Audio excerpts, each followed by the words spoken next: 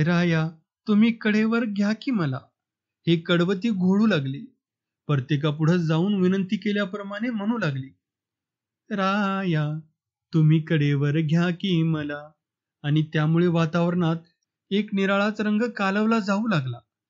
परंतु पैशाचा पाऊस लवकरच थांबला आणि सर्वाकडे निरखून पाहत नानासाहेब म्हणाला, हे काय मंडळी, हे येळापूर आहे. पैशात पुरून या पुरीला हे येळापूर आहे असं पटवून द्या. अरे घ्या, घ्या कडेवर तिला. कमीपणा येऊ देऊ नका. कमीपणा घेऊ नका. चला, आता थांबू नका. बाबूराव ओरडला. शेतकरी बावरले. पुन्हा पैशाचा पाऊस पडला. पुन्हा लोकांनी हात आखडले. नानासाहेबानं गर्जना केली. मंडळी, आता 100ची चढाई करून या पोरीचं उरस दडपून टाका. अरे हे येळापूर आहे, येळापूर. माझे 100, चला. असं म्हणून बाबूरावानं आपले 100 रुपये त्या तरुणीकडे फेकले. हे माझे 100. नानासाहेब डिरकला आणि सर्व बाजूनी 100चा आवाज घुमला. त्या बाईच्या पायाजवळ सुरती रुपयाचा ढीग लागला. परंतु लगेच लोक गंभीर झाले. पैसा संपला अशी आपसात कुजबूज सुरू झाली. काही एकमेकाकडे पाहू लागले. काहींनी दरवाजाकडे नजर टाकली. परंतु दरवाजा बंद होता. आता आपला अपमान होणार नाही म्हणून कित्येक शेतकरी अस्वस्थ झाले होते. मंडळी, ऋणपण बरं, पण हीनपणा वाईट, नानासाहेब म्हणाला. आणि बाबूराव भिडे तिथल्या तिथं लोकांना 100चं कर्ज देऊ लागला. जबरीनं लोकांच्या खिशात पैसे कोंबून मोकळा झाला. पुन्हा दौलत जादा झडली.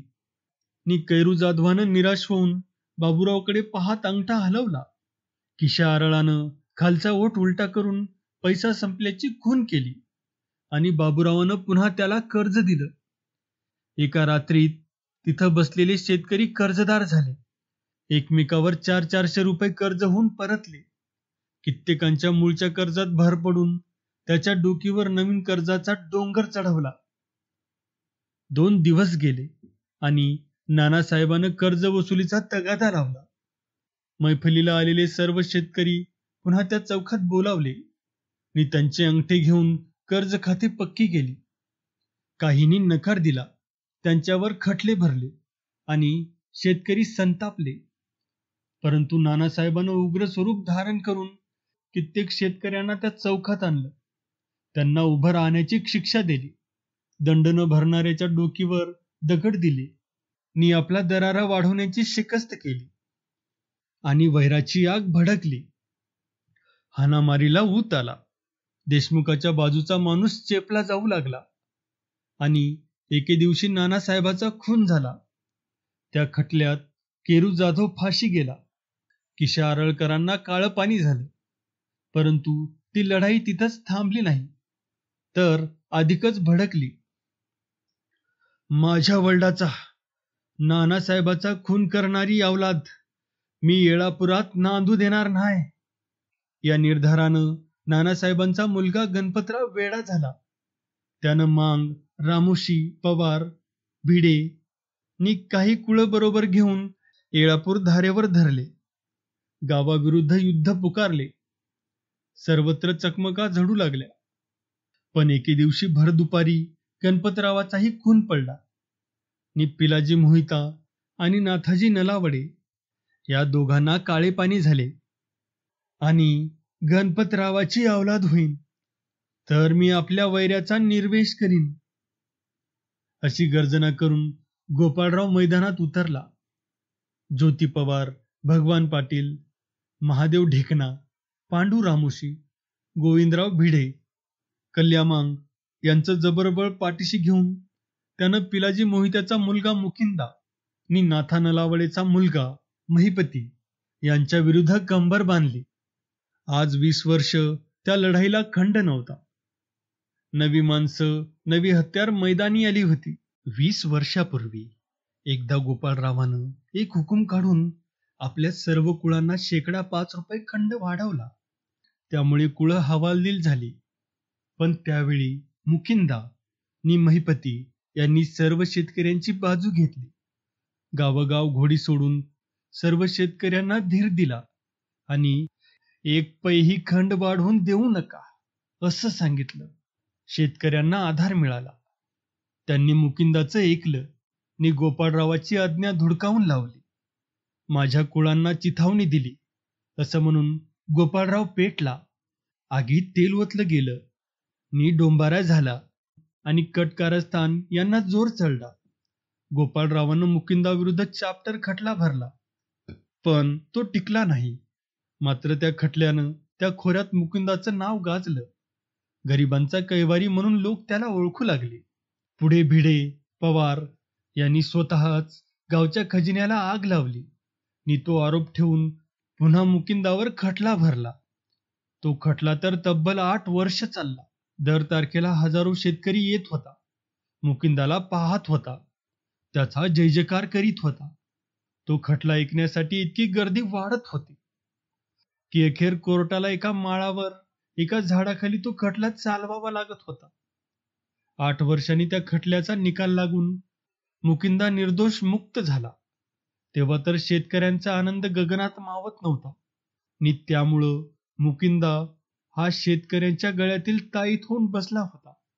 वैर धुमसत होतं आणि आज काळोख वाढत गेला. येळापूर निश्चित पडले. सर्वत्र निशब्दता नांदू लागली. ताराचं पत्र पुन्हा पुन्हा वाचून गोपाळरावाचं मन दमलं. मग तो माडीवर गेला. त्यानं खिडकीतून बाहेर पाहिलं. काळोख मी म्हणत होता. त्या काळोखात काही दिसत नव्हतं. इतक्यात खिडकीतून वाऱ्याची झुळूक आली आणि खुंटीला लटकणारं तरवारीचं पातच झणाणलं. तसा गोपाळराव चमकला. त्याला भीती वाटली. मग तो पलंगावर पडला. कितीतरी उशीर त्याला झोपच येत नव्हती. उलट निरनिराळ्या विचारांनी त्याचं काळीज कुरतडाय प्रारंभ केला होता. ती विचाराची टोचणी त्याला अगदी असह्य झाली. माझी तारा या वयात वंशाला धनी लाभावा म्हणून वनवन भटकत आहे. माझी 40शी उलटली तरी मी बाप होत नाही म्हणून माझी 20 वर्षाची तारा देवनदेव पालथा घालीत आहे. पण आमच्या बाबतीत सर्व देवांनी डोळे झाकलेले आहेत. त्याला आमची दया येत नाही आणि माझ्या वैऱ्याची अवलाद निवडुंगाच्या डवऱ्याप्रमाणे वाढत आहे, बलिष्ठ होत आहे. मुकिंदा जिवंत आहे. तोच त्याचा राजाराम करता म्हणून आज उभा आहे. महिपतीलाही 2 मुलगे आहेत आणि त्यांच्याशी लढणारा मला काहीच नाही. आजपर्यंत मी महागोळीचं मैदान सतत 18 वर्ष जिंकलं. उद्याची येती महागोळीही मी जिंकीन. पण माझ्यानंतर पुढे काय? इतक्यात गाव दणाणला. मेलो मेलो वाचवा अशा आरोळ्यांनी रात्र थरारली. कुत्री उठली. त्यांनी दंगल करून गाव डोकीवर घेतला. गोपाळराव चरफडून उठला. आज कोणाचा तरी नक्की खून झाला असं म्हणून त्यानं खिडकीतून गावाकडे पाहिलं. पण अंधाराच्या पडद्याआड चाललेली दंगलच फक्त ऐकू येत होती. कोणीतरी ओरडत होते आणि धडधड आवाज येत होते. त्यावरून कोणीतरी कोणाला मारित होते एवढाच अंदाज करता येत होता. आज कोणाचा मुर्दा पडला असं म्हणून त्यानं पुन्हा अंग टाकलं. डोळे घट्ट मिटून तो पुटपुटला. हे येळापूर म्हणजे एक रणमैदानच झालं आहे. सरकार, दरवाजा उघडा. मल्ल्या ओरडला. करम्या, दार उघड, उठ लवकर. वाड्यात एकच गडबड झाली. करीमने दरवाजा लोटला. गोपाळराव माडीवरून खाली आला. रामू उठला. चिमाबाई घाबरली. कंदिलाच्या वाती उंचावल्या आणि मल्ल्या रक्तगाळीत आत आला. तो रक्तानं न्हाला होता. चौकात फरशीवर त्याची रक्ताची पावलं उठत होती नि तो धापा टाकीत होता. मल्ल्या, ही तुझी साठमारी कुणी केली? कुणी मारलं तुला? गोपाळरावानं घाबरून विचारलं. कपाळावरचे रक्त निथळीत मल्ल्या म्हणाला, मला महिपतीनं मारलं सरकार. का? कशासाठी? गोपाळराव ओरडला. ते मला का त्यानं सांगून मारलं? मल्ल्या कणत म्हणाला. अंधारात भूतावानी उठला आणि भडवीत सुटला. त्यांना मात चढला आहे. गोपाळराव म्हणाला. चिमा, रामू, करीम, अरे हळद कढवा नि मल्ल्याच्या जखमा बांधा. चिमानं हळद कढवली. ती मल्ल्याच्या अंगाला चोपडली. त्याच्या जखमा बांधल्या. नि मग मल्ल्या कणत पडला. नि नंतरच गोपाळरावानं अंग टाकलं. सकाळी कितीतरी उशिरानं गोपाळराव उठला. गडबडीनं स्नान न्याहारी करून करीमला म्हणाला, करीम, तातडीनं जा आणि गोविंदराव भिडेला घेऊन ये. क्षणाचाही विलंब करू नको. करीम धावतच गेला आणि गोविंदरावाला घेऊन आला. धोतर, अंगात सदरा, वर सैलकोट, लहानशा डोकीवर जरीचा रुमाल, नि हातात छत्री. अशा बावळट थाटात भिडेनं वाड्यात येताच गोपाळरावांना नमस्कार केला. म्हणाला, सरकार, माझी आठवण का केली? यावे भिडे. गोपाळरावानं त्यांचं स्वागत केलं. भेकड हास्य करीत पुन्हा भिडेनं प्रश्न केला. मला काम सांगावं, असं म्हणून त्यानं बैठक मारली. खिशात हात कोंबले. गोपाळराव म्हणाला, रात्री मला एक विचित्र स्वप्न पडलं. विचित्र म्हणजे कसं, सांगा. भिडेनं पंचांगाचे भेटोळे खिशातून काढीत म्हटले. गोपाळराव पडक्या आवाजात म्हणाला, मी फार भ्यालो आहे. एक काळा पुरुष रक्तानं नाला होता. तो धावत आला. त्यानं येताच मला गोळी घातली. मी ठार झालो. मग ती खबर तुम्हाला समजली. तुम्हीही धावत आला आणि माझं प्रेत पाहून तुमची वाचाच बसली. काय? माझी वाचाच बसली? भिडे चिरकला, कावराबावरा झाला आणि पंचांगाची पानं उलटसुलट चाळू लागला. माझी वाचा बसण्याचं कारण काय, असा तो स्वतःच विचार करू लागला. तेव्हा गोपाळराव चिडला. म्हणाला, प्रथम माझा मृत्यू का घडला ते पहा, मग तुमची वाचा का बसली ते कळेल. खरं आहे तुमचं. गोविंदराव भानावर आला आणि उशीर पाणी चाळून म्हणाला, सरकार, सापडला. अरे चोरा, कुठं जातोस? तू सरकारांना गोळी घातलीस. अहो, कोण तो? देशमुखानं विचारलं. तो काळभैरव आहे. त्याचा कोप झाला आहे. अहो, कोपाचे कारण काय? तो तुमचा कुळस्वामी आहे. होय, खरं आहे. पण कोपाचे? देवांना कोपण्यासाठी कारण लागत नाही, भिडे म्हणाला. शिवाय तुम्ही त्या उग्र दैवताचा घोर अपराध केला आहे. अपराध? तो कसा?